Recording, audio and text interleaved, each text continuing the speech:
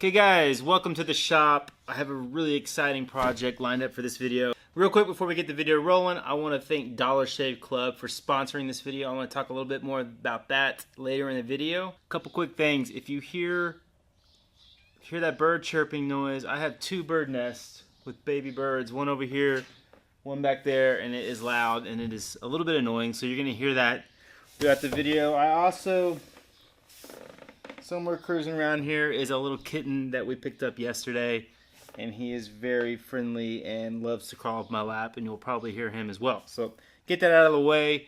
In this video, we are building a custom ping pong table, and this is it. It is finished. Most of what you're going to get to see in this video is going to be, here comes the little cat, is going to be the base structure. We didn't really film a lot of the top. It's not that exciting. I'll talk a little bit about how we made it and the features of it in the video. But for the most part, what you're going to see is just the base. So let's get rolling on this. We got a lot to get done. I hope you guys enjoy it.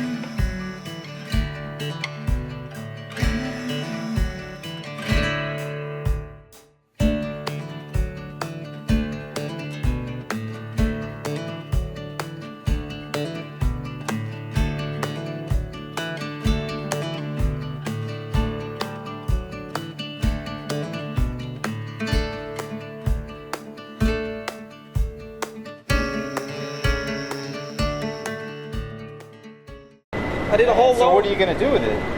I've already got it sold for making for a guy. Yeah. As a root ball table. It's what I have. So you're going to make a table base out of it? Yeah. The top is going to be this high. Okay. Put this flat. Make a piece of steel that looks like a weed whacker blade. Plate steel. Okay. Weld on steel rods to it. They go right into that. Drill it straight down into this. Then I've got the triangle. Then I'm going to cut 3 pieces of curved mesquite that go like this, and then they'll be attached onto the plate on the bottom through here. Then they're tied together on the legs, and then it gets a piece of glass. So you can see right through it. Yeah. You had to put glass on that. So this is Rob. You've probably seen him before in one of my other videos, the video where I picked up my bandsaw. He let me borrow his forklift because I picked it up at that town where he's at in Comfort. He has a pretty cool little operation. He makes most of his work is mantles and kind of the rustic tabletops, a lot of live edge stuff. So it's really cool. It's fun to go check it out. I always buy my reclaimed material from Rob. Got a pretty good selection, and we managed to find some good boards that were buried, not really buried, but they were at the very top of his racks, and we had to dig them out. It worked out great. He had exactly what I needed. So it's always nice when you go to the sawmill and you're able to get exactly what you need, and he had it. So it worked out really good.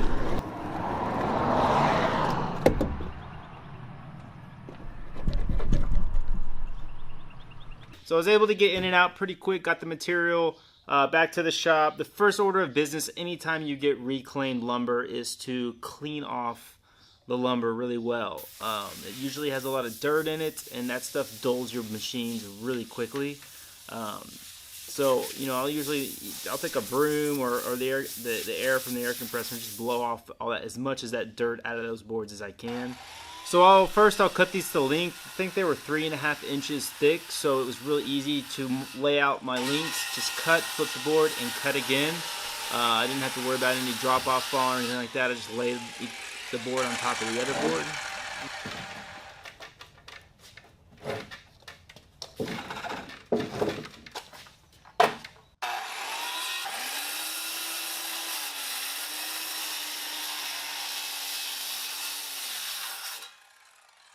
Once we cut it to length, then we take it to the bandsaw. What's up, dude? Then we take it to the bandsaw, and you see Ryan here, he's ripping them out to width, and it worked out really well. We had just a little bit of waste in the middle, and the great thing about the bandsaw is it's super safe to cut rough material that's not dimensioned, that's not surface square, whereas on your table saw, when you cut rough material, you have a tendency for the piece to want to bind on the blade and kick back. That's one of the great things about having the bandsaw now, is we can rip out rough material with no problem at all.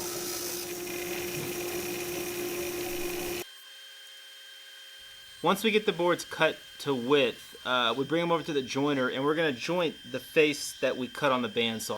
That way I can go to the table saw, I can reference that perfectly flat and straight jointed face against my fence and cross cut everything and get a pretty good accurate 90-degree cut. So let me talk about Dollar Shave real quick, who's sponsoring this video. They sent me their Essential Starter Kit, which basically is $5 for new members. It's a really good value, really good deal.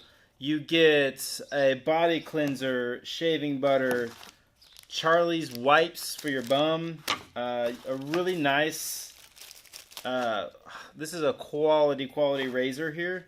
I've actually never seen one quite this nice, and you get 4 blades with it. So I actually really don't like having a beard. It's uncomfortable for me. It makes my face itch, and it's hot in Texas. So I'm going to take this super nice razor and go shave my beard right now. So there it is. It feels great to be shaved off and clean, especially in this Texas heat. Works great. Have no complaints. Remember that Dollar Shave Club is not just about their razors. They've got their body cleansers, their Charlie wipes, oral care. They reach the whole spectrum of men's bathroom products. Super cool company. So I would highly recommend you go get your daily essential starter kit for $5 by going to dollarshaveclub.com/Andy Rawls. Again, I appreciate Dollar Shave Club, and I hope you go check it out. So I get them all cut to length, and then I'm bringing them to my small band saw to cut a profile on the ends of the feet, kind of a decorative look. I just cut it out on the band saw using a 1/4-inch blade, and come back with, I was using I didn't show it in the video, but I used my orbital with like a 120 grit to smooth out the bandsaw cuts.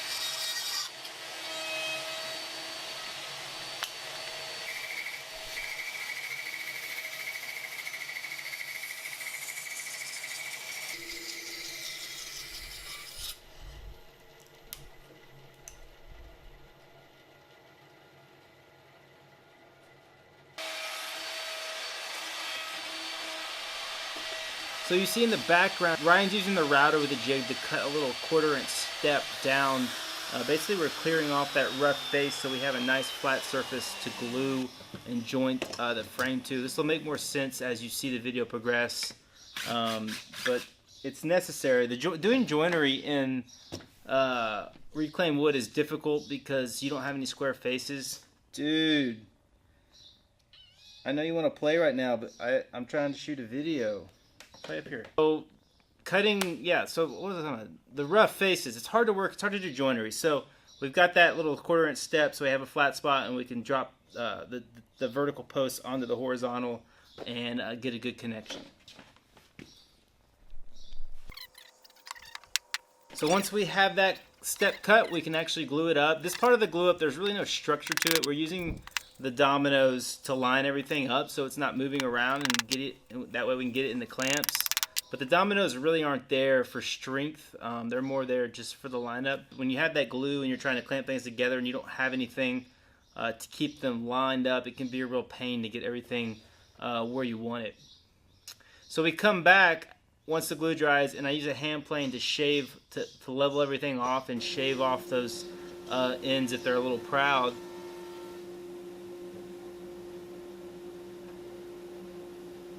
And then we come and glue a board across all that, and that board is what really becomes the structure and the strength of the base. We use screws and glue to kind of suck everything together, and it actually creates a really strong joint.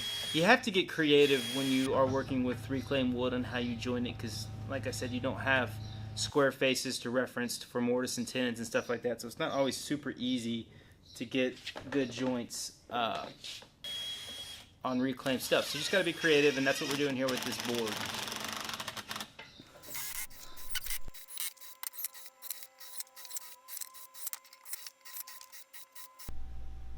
I'm a little frustrated right now. I set off the stall stop. It's all jacked up now. This is, oh, I don't know, 150 bucks down the drain just like that. Okay, now it's occurring to me, and I'm realizing that I gotta drive to San Antonio because I can't use my table saw without this. Gotta go get another one. I'm bummed out. I hate it when my day gets messed up like this. I've got a ton of things to do. Ping pong tables to work on. The desk to work on. But I gotta drive to Woodcraft. I'm trying not to get too bummed out. Yes, I did set off the brake on the saw stop. I was cutting these piano hinges that you see here. They're stainless steel, and I actually was overriding the brake, but left the saw, went to go do something, came back, and forgot to override it on that cut, and it set it off instantly. So that was a bummer, but I got past it. So I think this is one of those things that I felt like I had figured out in my head. This bass, the way it works, it's got two components to it. They're on piano hinges. That way he can take it apart and store it. The challenge is these two components need to become one, and when you do that, they need to stay flat across here and there, or else the table's going to wobble. It won't sit on the floor right. And I'm having a really hard time finding out a way to, you can see all these screw holes. I've made plates and tried to do some stuff that has not worked yet. And I always hate it when I feel like I've backed myself into a corner and I don't know exactly what to do. I think what I'm going to end up having to do, make a square post that goes the whole distance down in that hole. Alright, so you can see I've made the little plywood block that's going to sit right down the middle of my two bases. It'll drop in there about like that, and then I'll be able to, from this point, pull everything together and crush it to that block. I know that block is perfectly square and perfectly straight up and down, so as long as all these parts are pulled to that block kind of lines everything up and gets it in the right spot. So all you have to do when you assemble the base is basically unfold the legs, crush them, put them together like this, the way they sit right now, and then you'll have bolts here that you just tighten with a little ratchet, 3 bolts that you'll have to tighten. It's a little bit of work, but it'll ensure that everything is pulled together and that everything is lined up and that we're perfectly straight and level and flat here, which translates to the same thing being flat on the floor.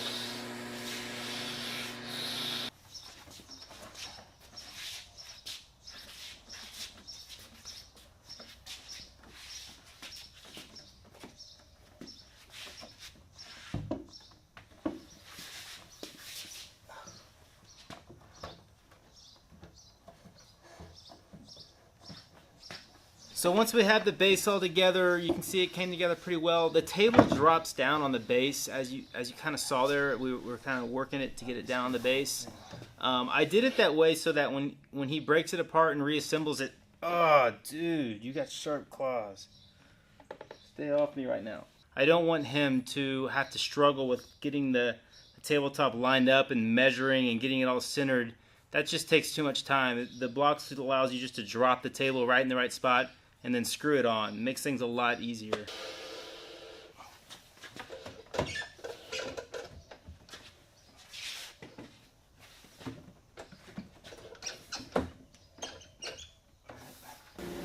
One of the last steps on this table is putting a center stripe down the middle. I didn't want to make an obvious stripe. I didn't want it to stand out and draw your eye. I just wanted it to be a real subtle little stripe. So what I did was I taped off where I wanted the stripe, and then I came with some really dark stain and a sprayer, and I turned it down to where there's barely any fluid stain coming through it. And then it's like just like airbrushing. I just kind of sprayed it on real lightly. I really could control how dark I wanted it to be based on how much how much spraying I did. So that was kind of a nice little touch. You can see it's not something that stands out to you, but it's there and you know it's there. So it makes the table more functional.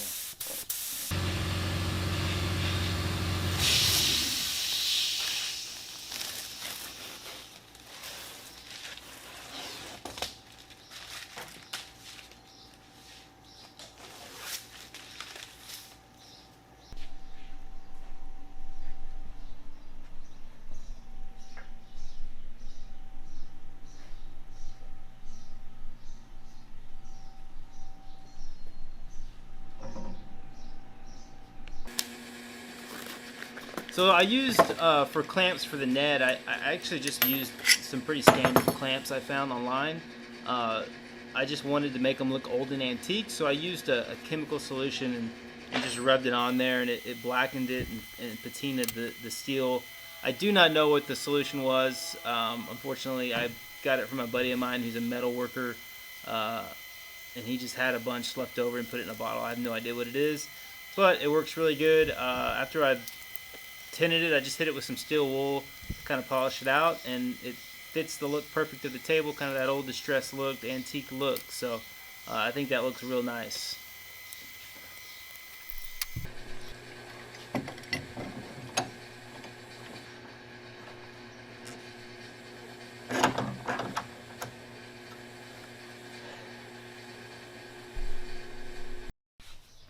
Alright, so that marks the end of this build. I hope you guys have enjoyed it. I hope you've learned something. I wish there is a custom leather net being made for this, and I wish I had it done, but it is not going to be ready in time for this video, unfortunately. But if you want to see it, you can head on down to my description, follow the link to my Instagram account, follow me over there, and I'm sure in the coming week I'll be posting photos of it all completed and done, and you can check it out. You can also head over to bunkerbranding.com, which is also linked in my description, to buy merchandise, which helps support the channel and helps support what I do. And I would really appreciate that. I got hats and I have my Go and Make It shirt over there. As always, I really appreciate you guys tuning in, and I appreciate your support. And I will see y'all next time. Thanks a lot.